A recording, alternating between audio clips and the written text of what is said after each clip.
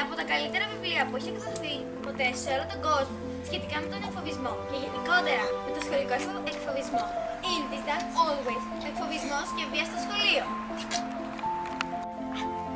Το πρώτο παράδειγμα που θα αναλύσουμε από αυτό το βιβλίο είναι το τι σημαίνει εκφοβισμός. Ο εκφοβισμός, η θυματοποίηση, μπορεί να οριστεί με τον ακόλουθο τρόπο. Ένας μαθητής γίνεται αντικείμενο εκφοβισμού ή θυματοποιείται όταν υποβάλλεται κατά επανάληψη και κατά εξακολούθηση σε αρνητικές ενέργειες από ένα ή περισσότερους άλλους μαθητές. Επίσης, η αρνητική ενέργεια μπορεί να είναι μόνο με λόγια, λεκτική, όπως για παράδειγμα οι απειλές, ο χλευασμός, το πείραγμα και οι βρισιές. Όμως, μπορεί κάποιος να χτυπάει, να σπρώχνει, να κλωτσάει, να τσιμπάει ή να στριμώνει κάποιον με σωματική επαφή.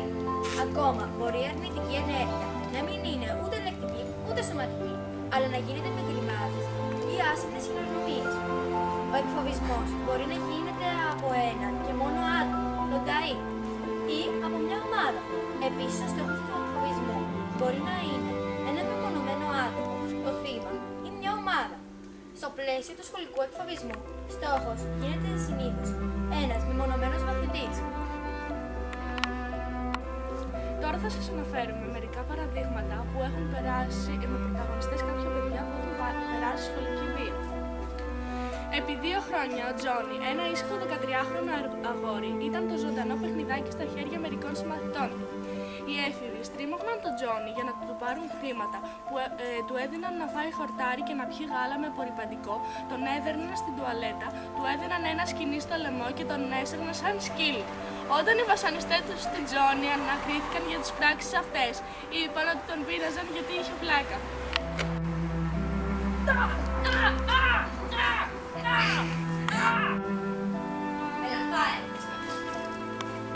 Και και αυτό τώρα!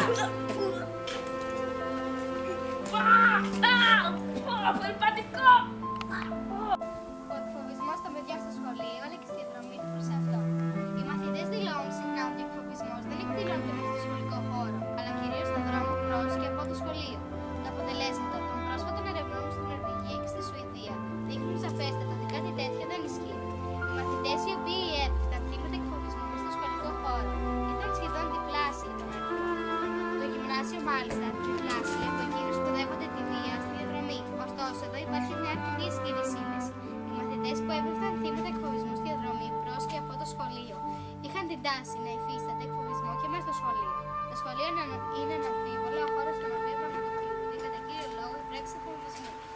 Τέλος, οι μαθητές όμως δήλωσαν ότι ο εκφοβισμός γινόταν στη διαδρομή προς και από το σχολείο, δέχονταν λιγότερη βοήθεια από άλλους. Συνεπώς, πρέπει να ληφθούν αποτελεσματικά μέτρα και προς αυτή την κατεύθυνση.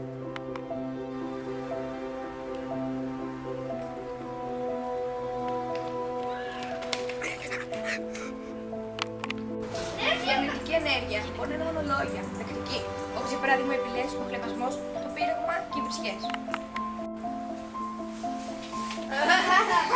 Κοίτα το βλαμμένο!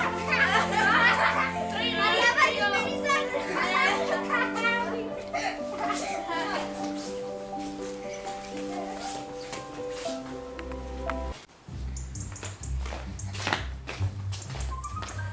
Όχι στη βία! Όχι στο σχολικό εκφοβισμό! Αυτό ήταν το απόψινό θέμα για σήμερα. Ελπίζω να περάσετε ωραία. Αυτά για σήμερα. Σας περιμένουμε αύριο με περισσότερα καινούργια θέματα. Γεια σας!